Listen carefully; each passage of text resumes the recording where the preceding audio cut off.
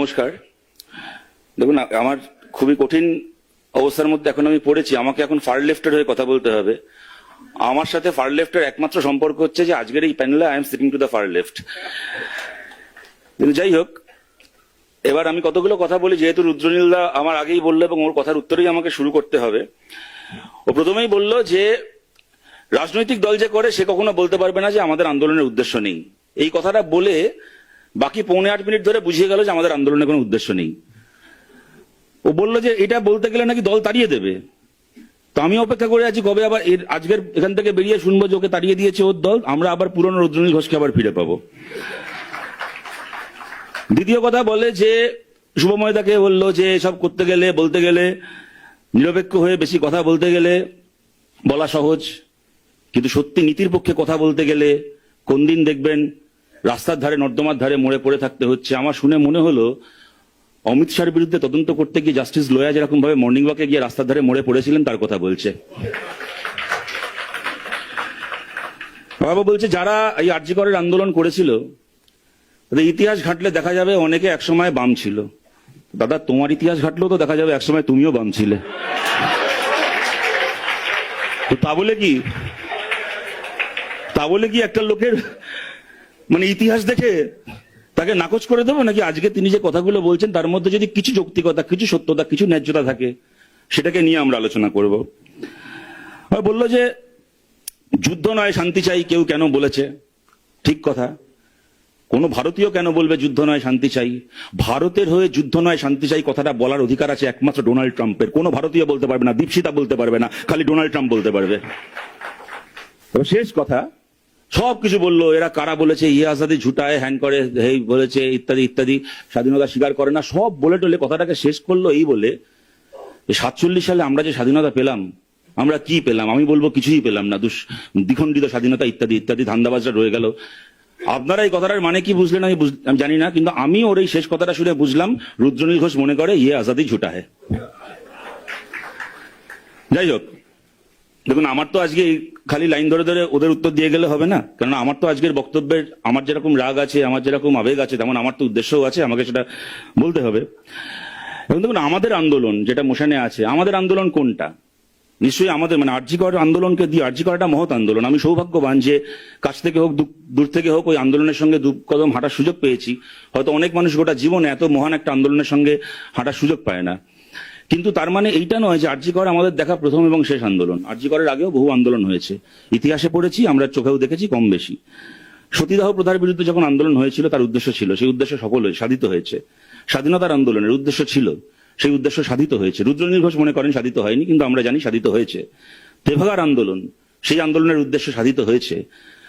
খাদ্য আন্দোলনের উদ্দেশ্য সাধিত হয়েছে, সফল হয়েছে। আন্দোলন এমন নয় যে আন্দোলন চিরকাল উদ্দেশ্যবিহীন ভাবে চলে। আমি আরজি করের আন্দোলনের প্রসঙ্গে আসার আগে এটা বলছি, বিশ্বনাথ স্যার বা বৌলমীয় যে কথাগুলো বললেন, অনেক ক্ষেত্রেই ওনাদের কথার সাথে আমার বিরাট কোনো তফাৎ নেই। নিশ্চয়ই আমার আগেও যখন শুভময়দা বা সুবর্ণদা বলেছেন তখনও আপনাদের এটা মনে হয়েছে যে যে ইমোশনের জায়গা থেকে এনারা কথাগুলো বলছেন এবং যে ইমোশনের জায়গা থেকে বিশ্বনাথ চক্রবর্তী বা পৌলমী নাগ কথাগুলো বলেছেন, হয়তো ওদের কিছু জায়গায় মতের অমিল থাকলেও বহু জায়গায় একটা আবেগের মিলও আছে। উভয় পক্ষই কিন্তু, আমরা কিন্তু সবাই চাই যে একটা আন্দোলনের মধ্যে একটা উদ্দেশ্য থাক, লক্ষ্য থাক, এবং সেটা কোথাও থাকছে কি না থাকছে, কোথাও খামতি হচ্ছে কিনা সেই নিয়ে তর্ক চলতে পারে। আমি সেই জায়গা থেকে এটা বলছি যে দেখুন, প্রথমেই আমাদেরকে এটা মানতে হবে, স্বীকার করতে হবে, এবং আমি মনে করি বিশ্বনাথ স্যারও বোধহয় খুব সম্ভবত এটা কিছুটা বলেছেন, আমার সাথে নিশ্চয়ই একমত হবেন, যে আবেগ জিনিসটা খুব ফেলনা নয়, খুব ফেলে দেওয়ার মতো নয়। আবেগ কোনো আন্দোলনের দুর্বলতা নয়, ইনফ্যাক্ট আবেগ থাকাটা একটা আন্দোলনের পূর্ব শর্ত। একটা আন্দোলন হয় কখন? যখন একজন মানুষ যিনি সরাসরি কোনো অন্যায় দ্বারা এফেক্টেড, খালি তিনি নন, যিনি হয়তো প্রত্যক্ষভাবে এফেক্টেড নন, তিনিও যখন ঠিক করেন যে এই আন্দোলন, এই অন্যায়টার বিরুদ্ধে আমি রাস্তায় নামবো, সেখান থেকে তো একটা আন্দোলন শুরু হয়। অতএব আবেগের প্রশ্নটা অত্যন্ত জরুরি। কিন্তু এবার প্রশ্নটা হচ্ছে যে আমার যেরকম মানে একটা আবেগবিহীন উদ্দেশ্য কখনো সাধিত হতে পারে না, সেরকম উদ্দেশ্যবিহীন আবেগই বা আমাদের কদ্দূর নিয়ে যাবে। আমার ধারণা পৌলমীও কিছুটা এই কথাটাই বলেছেন।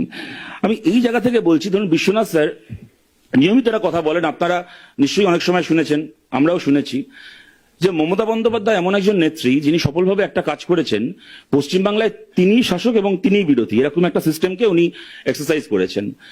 আমি কিছুটা একমত হয়ে বলছি যে কোনো জায়গাতে যে আন্দোলনটাকে আমাদের আপাতভাবে উদ্দেশ্যবিহীন বা উদ্দেশ্য হারিয়ে ফেলা আন্দোলন মনে হচ্ছে, সেই আন্দোলনের মধ্যেও কিছু এরকম মানে কি বলবো এলিমেন্ট ঢুকে কর্তৃত্ব কায়েম করছে না, যারা কিনা সেই আন্দোলনে মানে শাসক তো শাসকের জায়গায় আছে, আর তারা হচ্ছে শাসকের অ্যাপয়েন্টেড বিরোধী, যারা কিনা ওই আন্দোলনে ঢুকে তাদের প্রথম কাজটা হচ্ছে না না সব ঠিক আছে, মানে স্বামী বিবেকানন্দের অবতারের মতো পাপকে ঘৃণা করো, পাপীকে ঘৃণা করতে পারবে না, না সিস্টেমের বিরুদ্ধে কথা বলা যাবে না, বা সরকারের বিরুদ্ধে, যে দল সরকার চালাচ্ছে তার বিরুদ্ধে কথা বলা যাবে না, ধর্ষণ খারাপ, চুরি খারাপ, ডাকাতি খারাপ, খুন খারাপই খারাপ, এইগুলো বলে বলে বাড়ি চলে যাও। আর ধর্ষণ খারাপ এটা বলার জন্য সারা রাত ধরে রাস্তায় দাঁড়িয়ে থাকতে হয় নাকি?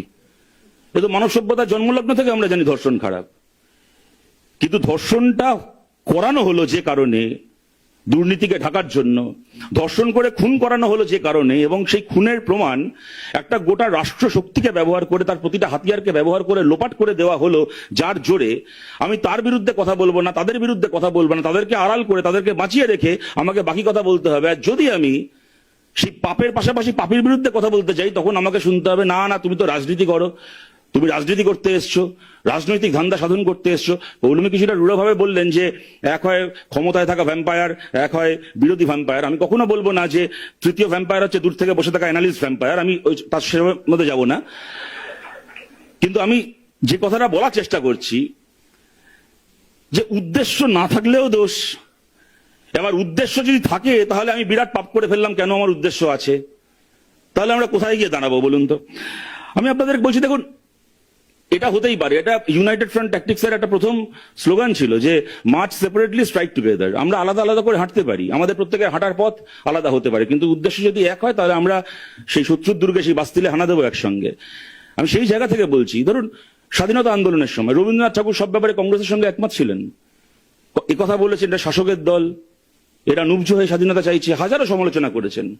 কিন্তু সেই রবীন্দ্রনাথ ঠাকুর কংগ্রেসের অধিবেশনে সবার আগে উপস্থিত হয়েছেন, সেখানে গান গেয়েছেন, গান লিখেছেন, অধিবেশনে সভাপতিত্ব করেছেন। কেন? কেননা রবীন্দ্রনাথ জানতেন যে আজকে আমি রাজনৈতিকভাবে সব প্রশ্নে একমত হতে না পারি, কিন্তু একটা মানুষের ঐক্যবদ্ধ হওয়ার প্ল্যাটফর্মটাকে আমি অস্বীকার করতে পারি না। সেই জায়গা থেকে কারুর যদি এইটা মূল উদ্দেশ্য, এবং তারাই যদি মিডিয়ার দ্বারা নানাভাবে প্রমোটেড হয়, গ্লোরিফাইড হয়, যে একদম মানে আপার মিডল ক্লাস, এলিট ক্লাসের পছন্দের সান্ধ্যকালীন অবসর বিনোদনের কিছু পরিযায়ী বিপ্লবী হিসেবে তাদেরকে তুলে এনে ঠিক করে দেওয়া হয় যে এরাই হচ্ছে আন্দোলনের মুখ, যেহেতু তাদের কোনো উদ্দেশ্য নেই তার মানে গোটা আন্দোলনেরই উদ্দেশ্য নেই। এক কথায় কি এটাকে বলে নাকচ করে দেওয়া যায়? আমার একটা ওয়ার্নিং বেল পড়ে গেছে, এবার বাকি বেলটাও পড়ে যাবে। আমি আমার কথাকে শেষ করছি এইটা বলে, যেরকম আরজি করের আন্দোলন আমি শুরুতেই বললাম, আমাদের দেখা মহত্তম আন্দোলনগুলোর মধ্যে একটা, কিন্তু ওটাই একমাত্র আন্দোলন নয়। আপনাদের বলছি, আরজি করের আন্দোলন যে সময়কালে চলছিল, সেই সময়কালেই আর একটা আন্দোলন, যেখানে আমরা এখানে দাঁড়িয়ে আছি, এখান থেকে কয়েক কিলোমিটার দূরে, এই জাস্ট সেকেন্ড হুগলি ব্রিজটা পার করে একটুখানি এগোলেই এখনো অব্দি ঘটে চলেছে বন্যা টুডুর নেতৃত্বে। ওখানে জমি হাঙরদের হাত থেকে এবং পুলিশের হাত থেকে, রাষ্ট্রের হাত থেকে জমি বাঁচানোর আন্দোলন বন্যা টুডুর নেতৃত্বে।